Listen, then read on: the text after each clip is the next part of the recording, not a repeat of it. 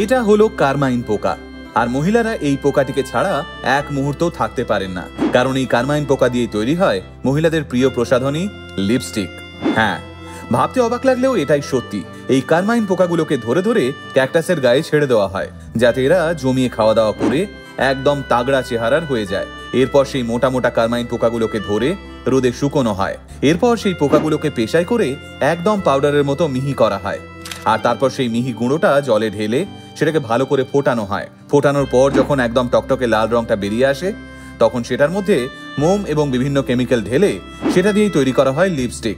আগে হ্যাঁ, বহুকাল ধরে এভাবেই বড় বড় ফ্যাশন ব্র্যান্ড থেকে শুরু করে ছোটখাটো লিপস্টিক কোম্পানি কারমাইন পোকা দিয়েই লিপস্টিক তৈরি করে চলেছে।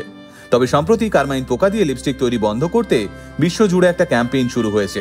তবে এখনো কিন্তু কারমাইন পোকা দিয়ে লিপস্টিক তৈরির এই বিজনেস সারা বিশ্ব জুড়ে রমরমিয়ে চলছে। আপনাদের কি মতামত বিষয়টা জেনে কমেন্টে জানাতে ভুলবেন না কিন্তু।